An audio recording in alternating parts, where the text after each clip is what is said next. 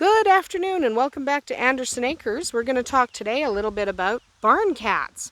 Barn cats are endlessly useful creatures, except for painting. You may have seen the video of us painting that door and cats being entirely too helpful. So that cat there is Moustache. She's about 4 months old now, I guess. Yeah, about that. We're not entirely sure when her mama had the kittens because you don't always know with cats living in a barn when exactly they had their babies, but we think she's 4 months. We have on my lap here is Gwen. She is my little shadow. She's my girl. And yes, sweetie, she's a good cat. Love her to pieces. In the bunny paradise right now that you can't see from where I'm sitting. I can't get up because there's a cat on my lap. But we have Damien, the gray and white, and we have Medieval, who looks a lot like Gwen, just more white on the face.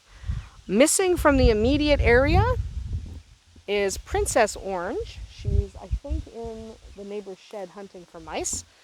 And we also don't have Winter, probably because he's sleeping under a bench somewhere, and I'm not about to go look for him. So there goes Moustache behind a door. Yes, sweetie. Good girl. Good girl, Gwen. So the importance of barn cats. You will not find anything better for catching your rats. I don't care what kind of traps you put down, what kind of poison you use. Cats are superior hunters. They will get those rats, they'll get rid of them. And if you have a lot of rats and a lot of mice, you might need more than one cat. We live in an area with quite a lot of rodents. So you might be wondering why we have so many barn cats. It's because there's a lot of rodents here. A lot. It's kind of insane. So we have 6 outdoor cats right now. They don't really kill birds. I know that's something people are concerned about with outdoor cats. These guys have so many rodents to hunt that they don't have to go to the trouble of going after a bird. And they don't go after our birds. So they may not even go after a wild bird simply because, as far as they're concerned, birds are friends. They're raised from kittenhood, from about 5-6 weeks old. We're not sure how old these particular cats were, 5 or 6 weeks, when their mama decided she'd had enough of them. So you might have just seen Moustache walk through those bars there. She's going to check on the rabbits. I would like to show you them if Gwen would get off my lap. Oh, we're going to get up now, sweetie. Yay. I'm making you get up. Sorry. No. Stop crawling up my legs. Yeah, stop crawling up my legs. So we're just going to go over here and show you their accommodations. That red house, where all the cats are sitting outside, that is a cat house. It has 2 levels, so they eat upstairs, they sleep downstairs. There's a door that blocks that exit that we can put on in the winter, and it just allows them to escape from the house, but it also keeps the wind out of the bottom level. We put a blanket in there. They're cozy as heck. Here comes Damien. Gwen is meowing at me because she wants me to let her climb up my leg again. Damien. Medieval is the one sitting on the cat house. So have a nice little cat house. Make sure they have food in there. Make sure they have a blanket if it's winter so they stay warm. Yes, kitty, kitty, kitty. Meow. There you are. Damien's a beautiful cat. They all are. These ones are quite attractive, though that is not a necessary criteria in a barn cat. I prefer kittens that are born outside. So these guys they were born in a barn. Gwen there. Medieval laying on that cat house. So these guys were born outside. It makes them better suited. Now, they were a little hissy when we first got them because they hadn't really had a lot of people around where they were born. But after a couple of weeks of snuggling them, whether they liked it or not, they're now the world's snuggliest cats on the planet. Gwen doesn't leave me alone. She's my shadow, follows me everywhere. So you want to make sure the cats have a shelter. They need to be able to get out of the wind. They need to be able to stay warm. You do not have to heat it.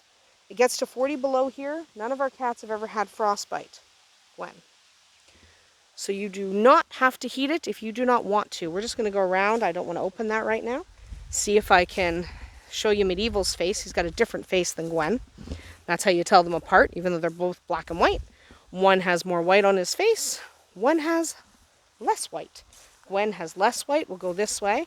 I just didn't want to open that door because it's a bit of a pain because we have to keep the rabbits in. Here he is. That's Medieval. And there's Moustache. So you see, three of them are black and white, but they all look a little bit different. Beautiful, beautiful cats. And if I turn around, I'm going to have Damien behind me. Yeah, I do. Good boy, Damien. We love you very much. Yes, good boy. And Gwen's following us too. They are very affectionate now. Work with them a little bit, even if they're a little hissy. You'll be fine. So what else do cats need? They need food.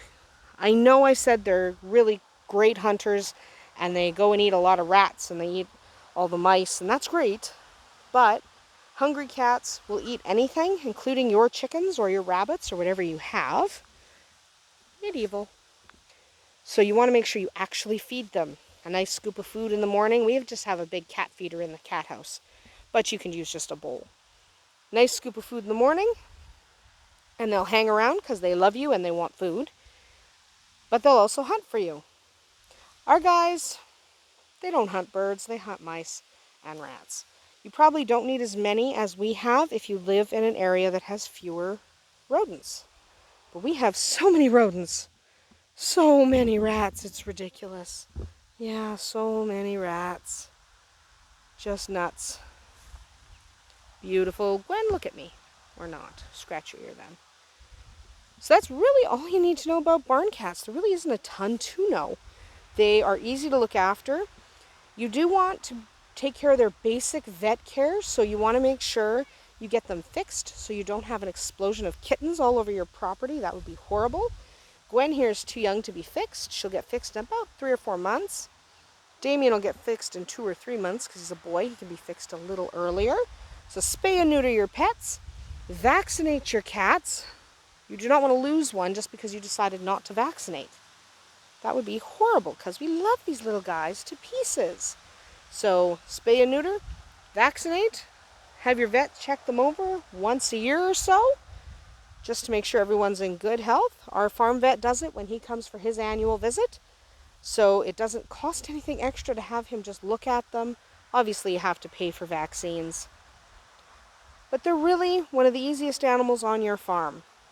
Food, water, basic vet care, and lots of snuggles to make sure they're the sweetest cats on the planet, which ours are. I don't like having feral ones that you can't pet. A chicken following us. You have nothing to do with this video, but thank you for following us anyway. Couple more. I'm always being stalked by chickens. So that's barn cats for you. So everyone have a good day, and we'll see you next time. Bye-bye.